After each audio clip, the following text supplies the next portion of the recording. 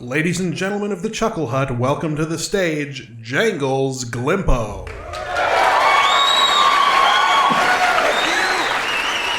Thank you so much. Thank you. Thank you. It is so good to be standing before you here tonight, victorious. Yes, the Chuckle Hut has billed me as a mere comedian, but I stand before you tonight a hero. I have vanquished evil. I have cast out darkness, and I have rid the world of a great blight. Tell me, audience, what is the #1 threat facing Western civilization today? Tell me. Yes, thank you, possums. Possums. Possums.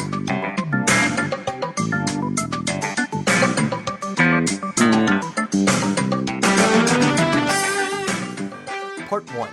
Why so serious? And other dated references. Why is it so hard to take humor seriously? What gives it this unique property, this special lens through which we have to view it that makes serious analysis not only missing the point, but somehow wrong, something we shouldn't do? Most of us have an intuitive understanding that explaining a joke basically kills it, so an aversion to taking jokes seriously makes sense, but only because we value humor enough in the first place to not want to kill it. We love humor, we recognize it as one of the few things that unequivocally make our lives better, and we'll spend precious, serious time and money seeking it out. Like, what's your favorite comedy movie? Doesn't matter. Correct answer is Airplane. How much work do you think went into making that movie? It cost $11.5 million of today's dollars to make. That's a lot of money to throw into something that doesn't matter.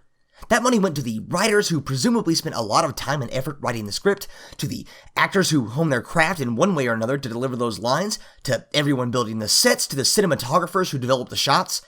A lot of people had to take their work very seriously to make this movie. And it paid off. Literally, Airplane made the equivalent of $425 million just at the box office, and who knows how much since then. Seeing how nothing is produced in the capitalist hellhole that is Hollywood for the sole purpose of spreading joy and laughter, the movie's primary goal, turning a profit, was achieved by leaps and bounds, something that doesn't happen without serious intent, purpose, and drive. Even if you have a hard time taking jokes seriously, recognize that we'll study anything that has the potential to make money. And as such, humor is a well-studied contributor to both social cohesion and individual status, both on a macro and a micro level. Even going beyond the obvious that people like to laugh, there are a ton of benefits to being funny, or at least being perceived as funny. It's associated with improved performance at work, it helps to both start and maintain romantic relationships, and it's a very effective means of conflict resolution. It's also been shown to accelerate learning. Think of some of the best creators on YouTube like ContraPoints, PhilosophyTube, and HBomberGuy. Part of the reason they do such good work in informing you about their topics is that they're funny. It makes them not only more engaging, but it also helps you to lower your barriers to accepting new information in a way that might not happen if they were just lecturing at you. Humorousness is a fitness indicator associated with qualities like intelligence and creativity, which themselves are indicators of adaptability, something enormously valuable in just about every field or social situation. We know humor matters, but that adaptability can also have an insidious side. Now, you might be thinking to yourself, but Jangles, possums aren't that bad. In fact, I think they're kind of cute. They're like little trash kitties. Wrong. Don't listen to the lies. Listen to your soul. What I should have done. Saw my first possum the other day, going through my trash. My first possum, and instead of going, ugh, what a disease-ridden scavenger. Instead of what I thought was, oh, look at that cheeky little scam. They have did you know possums have thumbs? Thumbs.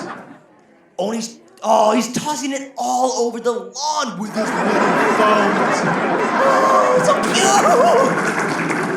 cute. In a social framework, adaptability and flexibility are the main components of an individual's assimilation into a new group, and it's been shown that humor can be both a predictor and a tool for success.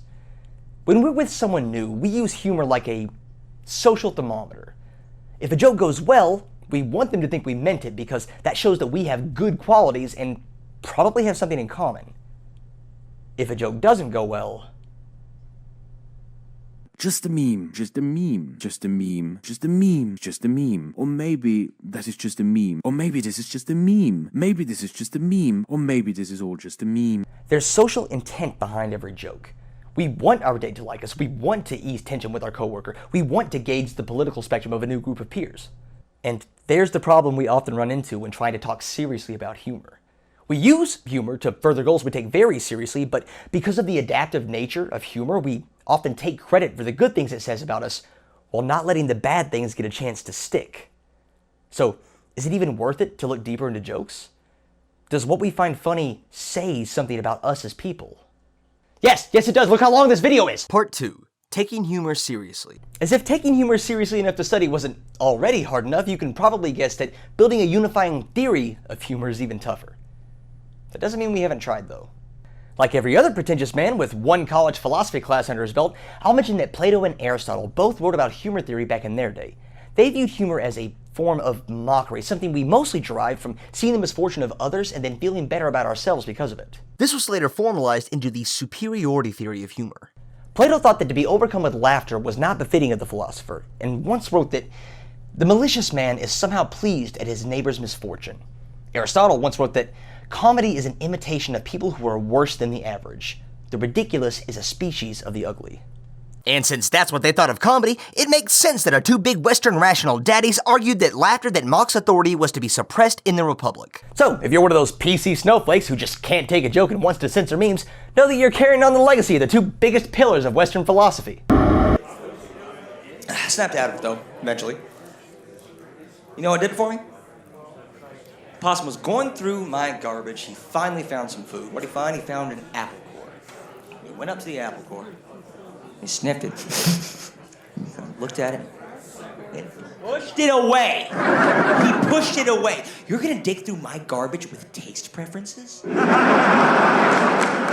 is that? You're so hungry, you're just like, oh man, I'm starving, haven't eaten forever. I'm reduced to digging through people's used diapers and toenail clippings and, oh, is that an apple? I don't really like apples.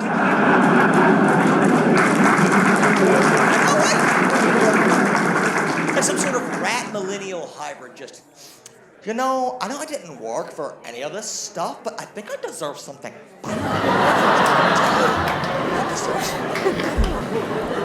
Superiority theory works for some things, like epic fail compilations, but it turns out that a 2,000-year-old theory might be somewhat out of date and limited in its scope and applicability. Let's see here. Freud proposed that humor results from a nervous release of energy and that jokes represent the expression of repressed or not socially acceptable thoughts because of course he did. In the relief theory of humor, joking is a way to let your subconscious out to play a little bit with the knowledge that if you have a heated gaming moment, you have an easy out as long as you were joking. Can't be racist if it's just a joke after all. Yeah, we'll get to that. Keep in mind that these theories are neutral frameworks for understanding comedy, not excuses. So I was about to call animal control. I thought, that's kind of cruel, isn't it? I mean, we're all liberal these days. We all love animal rights. They're gonna do that thing where they take that noose on the end of a stick, wrap it around his neck, drag him into a cage, toss him in the back of a truck.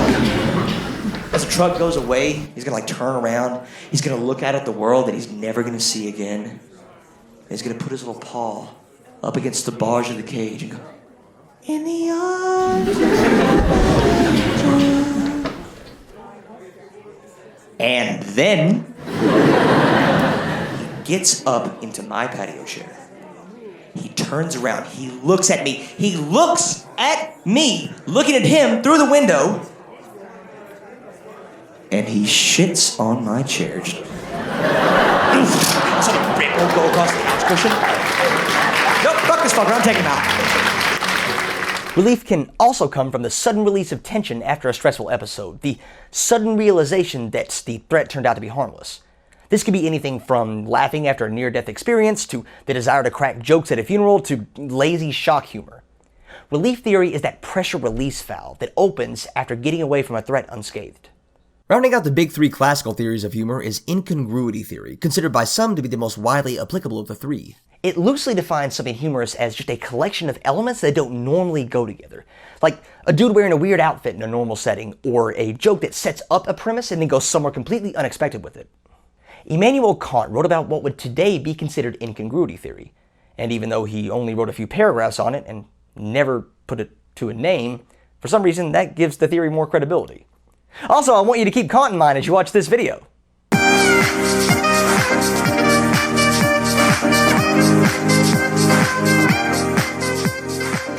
The juxtaposition of an established character performing an action not previously associated with them, combined with an animation style that, while far less polished than the character's official appearances, exaggerates and even celebrates this lack of polish, is a perfect encapsulation of incongruity theory. We could also say that the serious academic prose over a ridiculous video is also in line with incongruity theory. So this theory, more so than others, has layers to it. Understanding these theories won't ruin your enjoyment of jokes any more than studying color composition or level design will ruin your enjoyment of art and video games. Sure, some of the magic might be gone, but with that deeper understanding comes a deeper appreciation. Why is this picture of Pikachu with a knife funny? Cause he's little and cute, but murder. That's incongruity theory. What makes this Christopher Titus joke work so well? He built the tension high, telling you this personal and tragic story. The tone of the act is shifted pretty dramatically and likely made you uncomfortable and sad and sympathetic, and that makes the joke at the end hit that much harder. Classic relief theory. Oh, how about this classic joke from Family Guy? Hey, honey, why don't you turn around and show me the Lower East Side? Sure. Whoa, transvestite, back off. Wait a sec, pre-op or post-op? Pre-op. Whoa, transvestite, back off. Oh, the joke is that a trans woman who hasn't gotten surgery is inferior to a trans woman who has gotten surgery who is still inferior to a cis woman. And it is funny that Glenn was initially attracted to her because that lowers him. An example of superiority theory. The joke relies on demeaning trans women for its structure, and its transphobia cannot be dismissed because it is a joke, any more than the line, "I do not like trans women because they are bad," can be dismissed because it is a statement. So I am in the trash can now. I'm digging around. It smells disgusting. I peek out over the lid. I see him, and he's ran through the door into my house. He waited for me to leave it open. So he gets in, he turns around, he looks me dead in the eyes again, and he says, "You've been replaced." Oh yeah, the best benefit to understanding humor theory. You can ruin jokes for bigots more thoroughly. Now, if you've made it to this point, I know you're a true fan of rationality and doing thinking good, so I'd wager that you've been trying to poke holes in these theories in an effort to reject a grand unifying theory of something so deeply important to the human experience. Like the postmodernist scoundrel you are. And you'd be right. None of those theories are good at predicting all forms of humor. Stepping on your pet's tail and hearing them yelp would be incongruous, assert superiority, and release aggression, but if someone finds that sort of thing funny, it is objectively moral to hang them from the neck until dead. Science is, by its nature, finding facts that have always been there whether we've noticed them or not. Gravity existed before Newton. The chemicals in the polio vaccine would have worked before Salk put them together, and traits like humor exist whether or not we've mapped out all the fleshy bits yet. And just like other art forms, comedians who love their craft often take it seriously enough to study extensively, applying their intuition honed from years, sometimes decades of experience, into teaching other people the art of the joke. In her book, The Comedy Bible, Judy Carter takes her 25 years of writing, performing, and teaching comedy and tells you how to become a slave in the gig economy. Teaches you how to turn your funny into money. She recommends that any aspiring comedian, regardless of what part of the field you want to work in, perform stand-up at least a few times, because stand-up is the most condensed form of comedy, and all comedy forms have basically the same structure. Even if you've never studied comedy a day in your life, you're probably familiar with the terms setup and punchline. So the joke structure she outlines here should look pretty familiar to you. Jokes to her consist of 5 parts. Attitude, topic, and premise, which make up the setup, the serious part of the joke. So now I'm mad. This possum has fucked up my lawn, fucked up my patio, fucked up my chair, And act out and mix, making up the punchline, the funny part of the joke. and he probably just went inside to fuck my wife too while he's here. I'm from America. I got a whole cabinet full of solutions for you. The setup is the most important part. If you don't grab their attention at the beginning, and setups always come at the beginning, they're not going to stick around until the end. Those 3 parts, attitude, topic, and premise, are all about appearing authentic and relatable to your audience to get them on your side. You do this by finding the common ground between your personal world and the topics of the world. Got a bald spot? You can talk authentically about baldness, either literally or what it could represent. Getting old, vulnerability, lack of desirability, and so on. Got an alcoholic mother? Most of us have had someone let us down when we needed them most, and lots of us have been that person. Setups can be like knocking an arrow. The more authentic you are, the more stable the draw. And the deeper your audience relates, the more tension you build. So when you finally release... Boom! Right his little fucking possum skull. It felt good. I watched the devil's spirit drain from that little bastard's eyes. And I knew I was doing the work of the Lord. In his book, What Are You Laughing At?, Emmy Award winner Dan O'Shannon of Cheers, Frasier, and Modern Family fame gives an outstanding and comprehensive guide to becoming a first-class comedy detective. If you want to learn a ton about joke structure and humor but can't stand pretentious dweebs who think having some academic citations in their video description makes them sound smart, I'd really recommend picking it up. Because I'm about to just rip out the one point he made that best suits my needs and ignore the rest, like a real YouTuber. Where the Comedy Bible is mostly about developing yourself as a comedian, What Are You Laughing At is more interested in why things are funny in the first place. So his focus is more on us as the audience and the factors and variables that come between hearing or seeing a joke and our response to it. I love this diagram. It shows how enormously complicated the process of hearing a joke really is and shifts the focus away from the joke teller to the receiver where it should be. After all, humor and laughter aren't actions, they're reactions. You think cats are trying to be funnier than you'll ever be in your entire life, no matter how much you read and study, and why am I even still trying? Look at this picture I found at my school. Someone spent a lot of time on this trying to show some school spirit and such, and all I can see when I look at it is, go away, I'm sniffing these. How about this video? They deserve the welfare. No, it's like, oh, yeah. Setup. Nazi yelling at a black dude. Instantly, you draw from your own experiences and know what's up and why things are tense.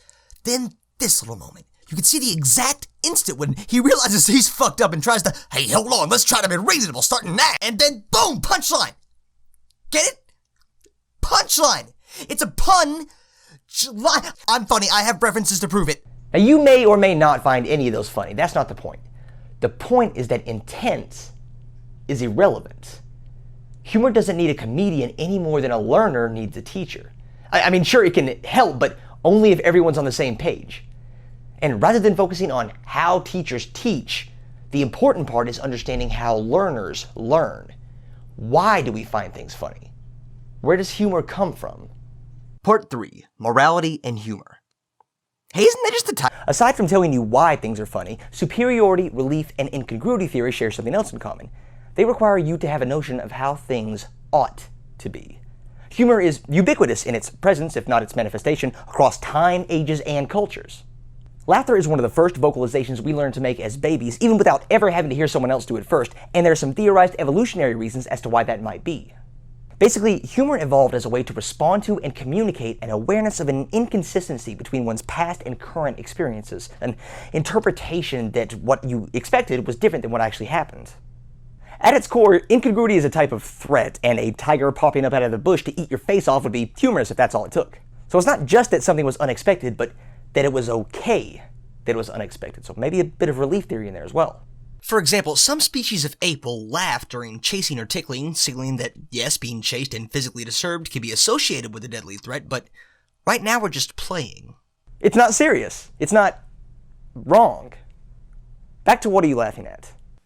Imagine us simpler beings, wired to be on alert for incongruity because anything out of the ordinary might kill us.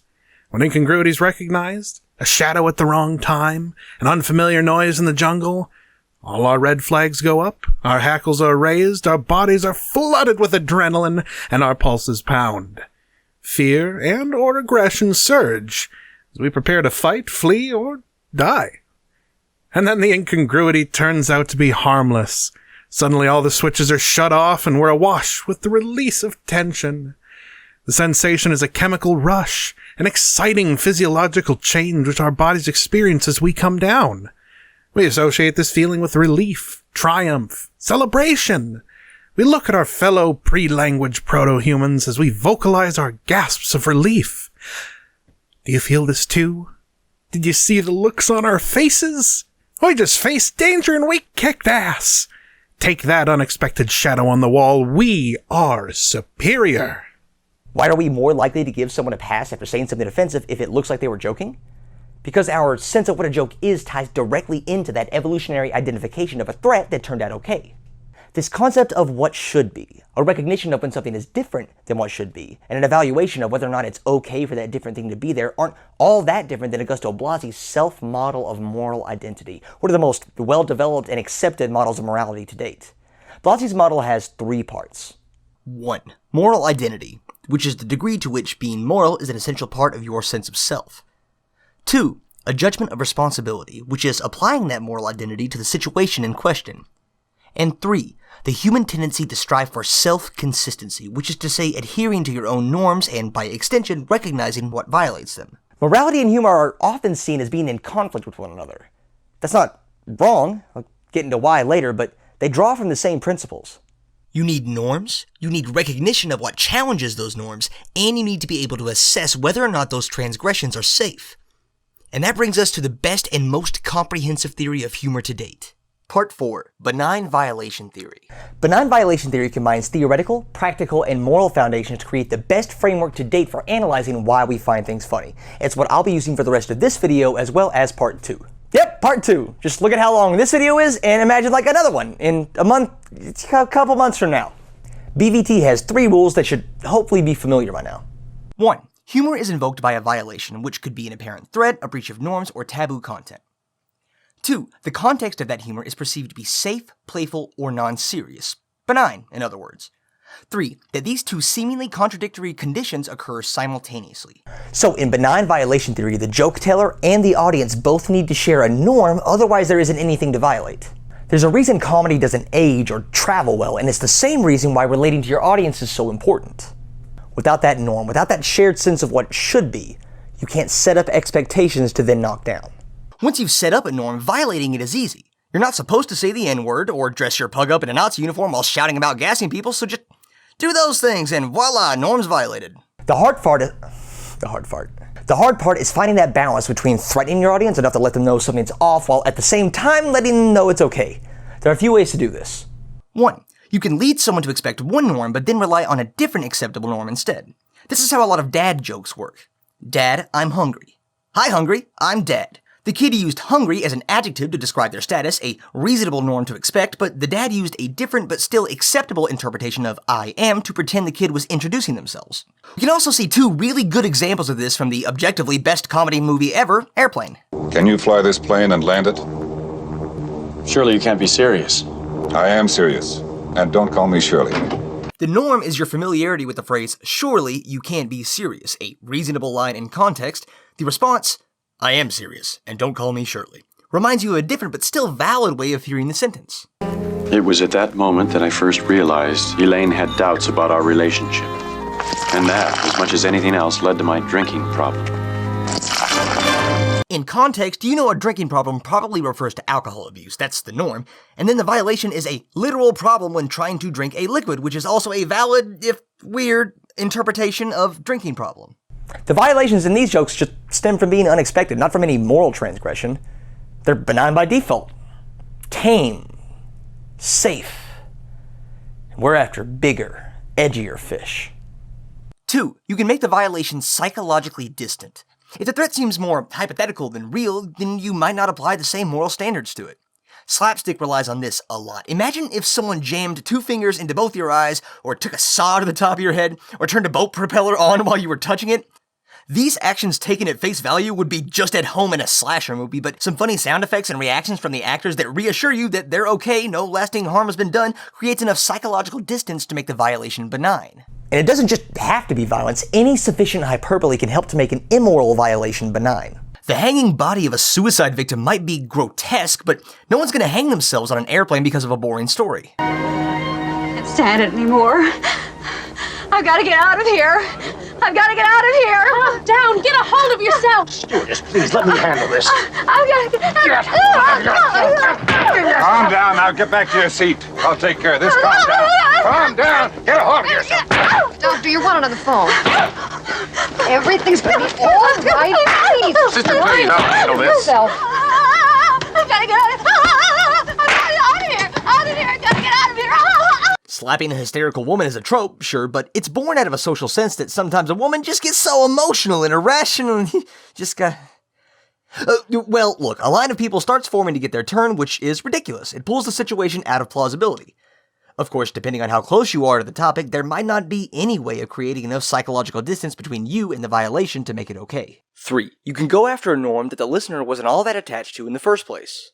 Now here's where I could give you another hypothetical to illustrate the point, or use another example from Airplane.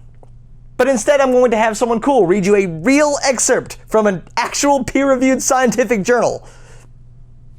A man goes to the supermarket once a week and buys a dead chicken, but before cooking the chicken, he has sexual intercourse with it. Then he cooks the chicken and eats it.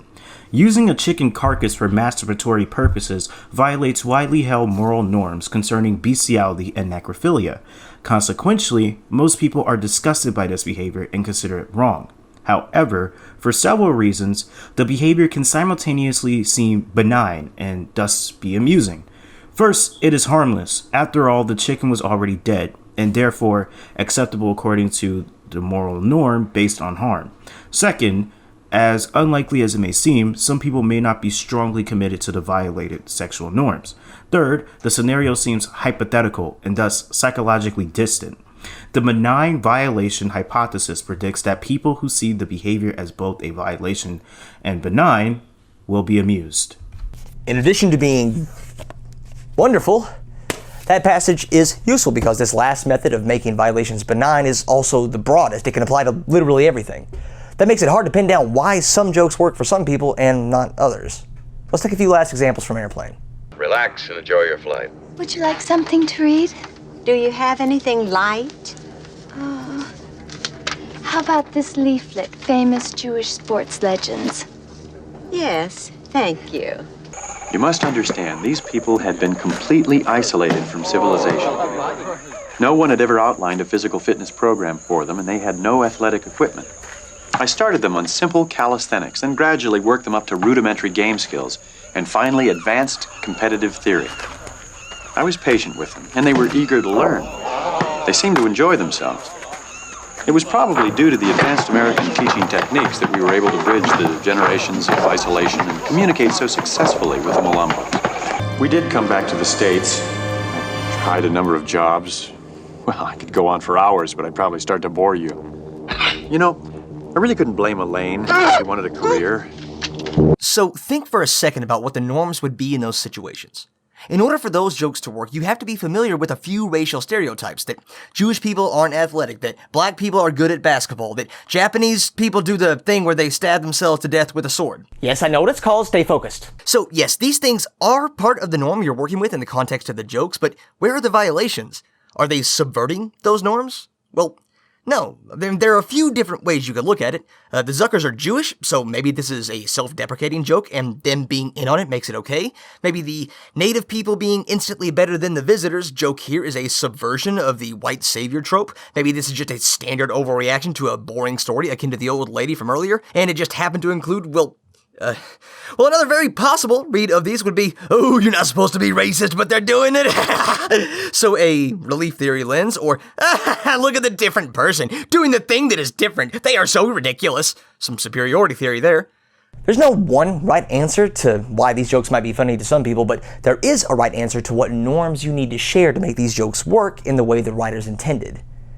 That these stereotypes do exist. Switch some stuff around. A pamphlet on famous black sports stars, teaching basketball to an Inuit tribe, a white dude in a polo committing harakiri. Actually, those still might be funny, but that is because they're subverting rather than confirming racial stereotypes, so you still have to be familiar with the norm of the stereotype either way. And when a joke confirms a stereotype, especially against a historically marginalized group of people, and you still find it funny, you still think that threat is benign, does that say anything about you? I told that joke up in Bay League. Everybody in the audience. Lady came up to me after the show. How could you do that to a poor little trash kitty? Just wanted to be safe. You know possums attack pets, right? Did you know that?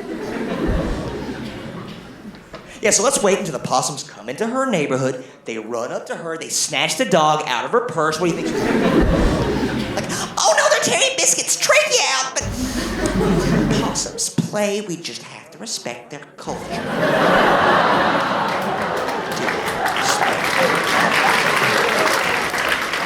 that's where people get defensive. It's one thing to just think a joke isn't funny, but to label a joke that you laughed at as racist or sexist or homophobic or transphobic, that's saying that the threat is real. It's not benign. In a study on how one's sense of morality affects their sense of humor, researchers found that reminding someone of their moral convictions in some way prior to hearing a joke didn't affect jokes like puns or wordplay, jokes that rely on that first means of making a violation benign, but it did negatively impact jokes that pushed a moral boundary compared to a control group who didn't have a bunch of killjoy scientists reminding them of their own morality. Same jokes, same violations of the same norms, but being reminded of your own moral identity grounds you against the other two ways of making a violation benign. Put simply, when it comes to edgy jokes, ones that push against your conceptions of right and wrong, we can have inhibitors like, hey, this pushes the scientifically false notion of race realism, which historically has been used to oppress, or we can have enhancers like, yeah, just having other people around you laughing at something makes it funnier. It triggers the part of your brain looking for that safe designation. It's why watching comedies in the theater or going to an actual comedy club usually makes them funnier than sitting at home watching the same stuff. What do we lose if we get rid of all the possums? Huh?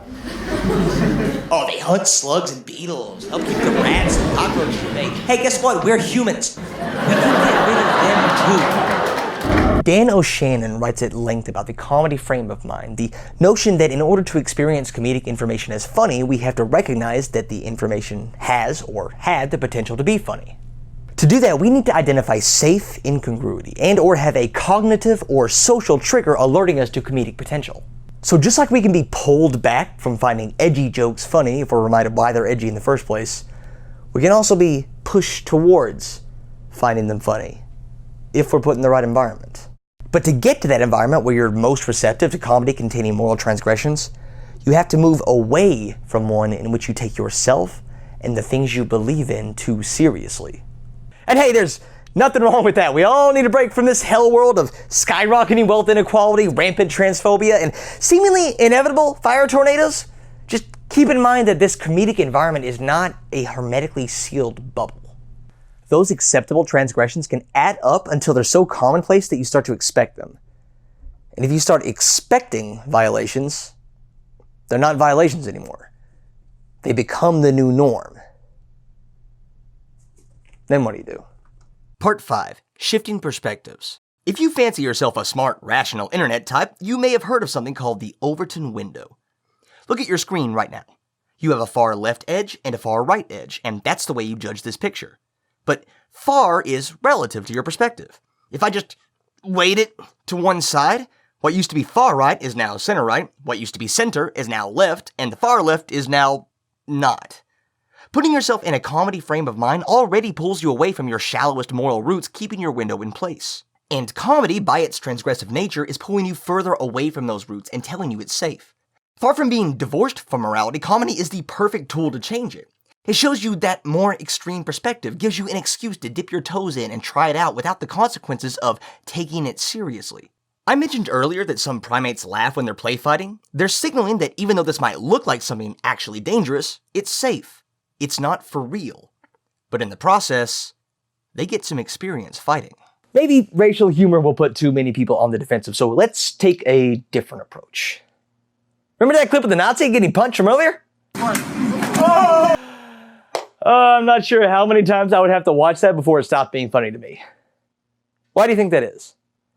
Do you think you could make a reasonable assessment of my character if you knew that I found that video funny?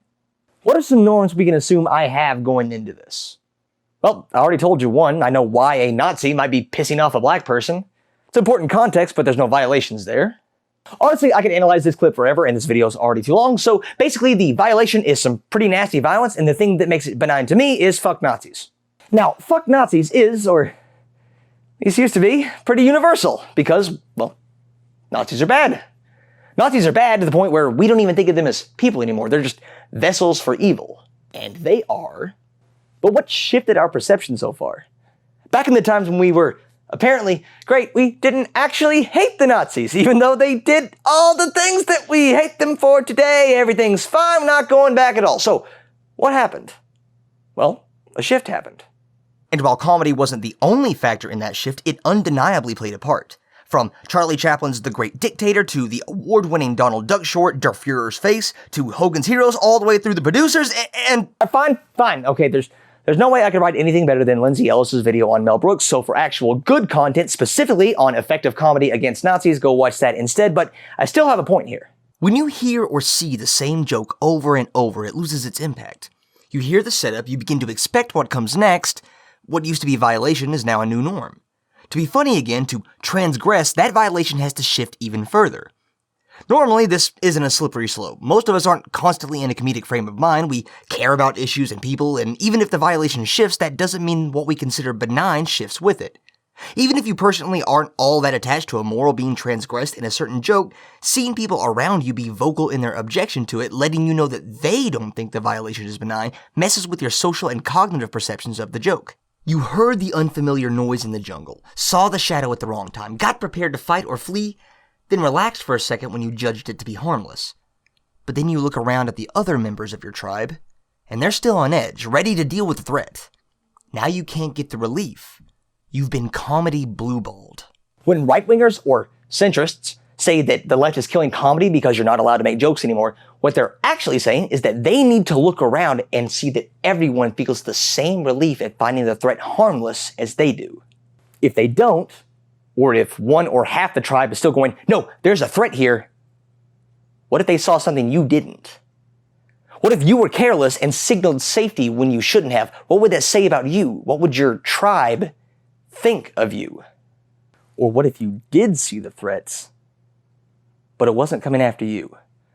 What if it was going after the bad members of the tribe, the ones who were doing things that you don't like?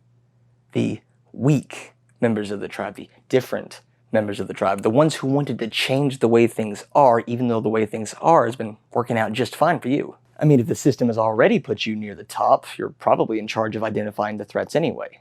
You decide what ought to be, so you decide what ought not to be. You see the threat, you see who it's threatening, but you laugh anyway. You signal to the people close to you, no, it's fine, we'll be okay. I mean, we'll be okay. Them, we'll be okay. You know, I think the world is bad these days. Humor tells us something about ourselves. A laugh is a snapshot of what you, at that moment in that headspace, consider normal, different, and morally permissible. More than that, though, it's a powerful tool for changing someone's perspective when their perspective is most open to change. And if you know what you're doing, or really, even if you don't, you can shape the minds and morals of the people around you without ever having to admit you meant to do it.